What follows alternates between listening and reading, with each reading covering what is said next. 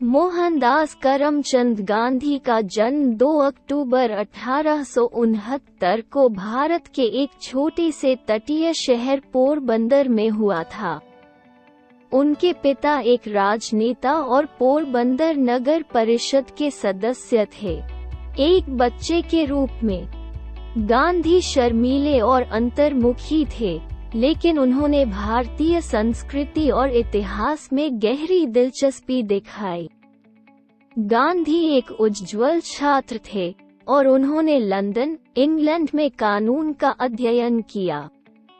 London में रहते हुए गांधी को पहली बार नस्लवाद और पूर्वाग्रह का सामना करना पड़ा, और जिस तरह से उनके साथ व्यवहार किया गया उससे वे बहुत प्रभावित हुए।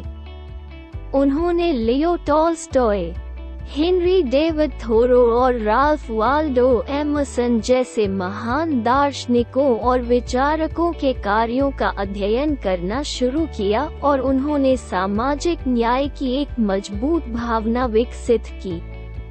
अपनी पढ़ाई पूरी करने के बाद गांधी भारत लौट आए और कानून का अभ्यास शुरू किया।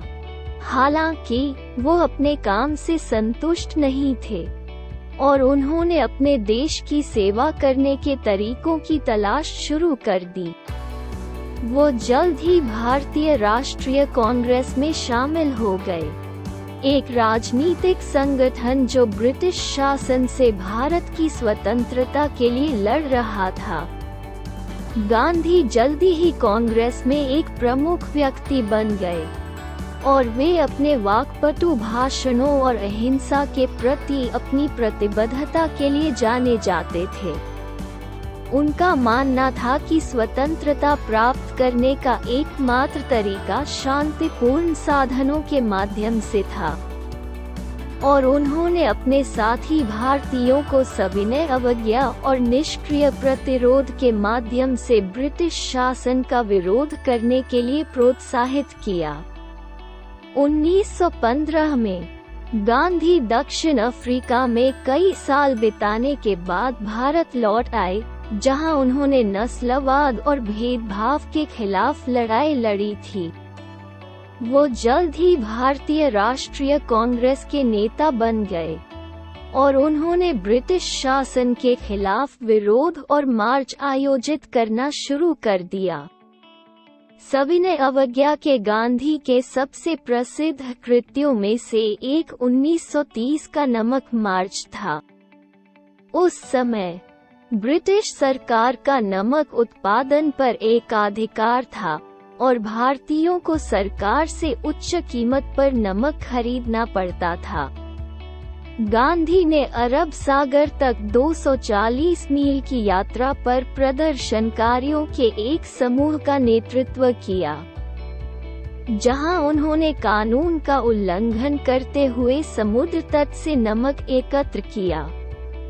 गांधी के शांतिपूर्ण विरोध और सविनय अवज्ञा के कार्यों ने लाखों भारतीयों को प्रेरित किया और वे आशा और स्वतंत्रता के प्रतीक बन गए। हालांकि उनकी रणनीति ने कुछ भारतीयों की आलोचना और विरोध भी किया, जिन्होंने महसूस किया कि वो तत्काल स्वतंत्रता के लिए पर्याप्त प्रयास नहीं कर रहे थे। इन चुनौतियों के बावजूद गांधी भारत की आज़ादी के लिए अथक प्रयास करते रहे। उन्हें कई बार गिरफ्तार किया गया और जेल भेजा गया, लेकिन वे अहिंसा और शांतिपूर्ण प्रतिरोध के अपने सिद्धांतों के प्रति प्रतिबद्ध रहे। अंत में 1947 में भारत ने ब्रिटिश शासन से स्वतंत्रता प्राप्त की। हालांकि ये जीत हिंसा और विभाजन से प्रभावित थी, क्योंकि भारत धार्मिक आधार पर दो देशों, भारत और पाकिस्तान में विभाजित हो गया था। इस बंटवारे से गांधी को गहरा दुख हुआ और उन्होंने दोनों देशों के बीच शांति और एकता को बढ़ावा देने के लिए अथक प्रयास किया। अफसोस की बात है कि गांधी की शांति और अहिंसा के प्रति प्रतिबद्धता ने अंततः उन्हें अपना जीवन खो दिया। 30 जनवरी 1948 को एक हिंदू राष्ट्रवादी द्वारा उनकी हत्या कर दी गई, जो हिंदू मुस्लिम एकता को बढ़ावा देने के उनके प्रयासों से असहमत थे। उनकी दुखद मृत्यु के बावजूद गांधी की विरासत जीवित है। वो दुनिया भर के लाखों लोगों के लिए आशा और प्रेरणा का प्रतीक बने हुए हैं और उनके अहिंसा और शांतिपूर्ण प्रतिरोध के सिद्धांत आज भी कार्यकर्ताओं और नेताओं को प्रेरित करते हैं।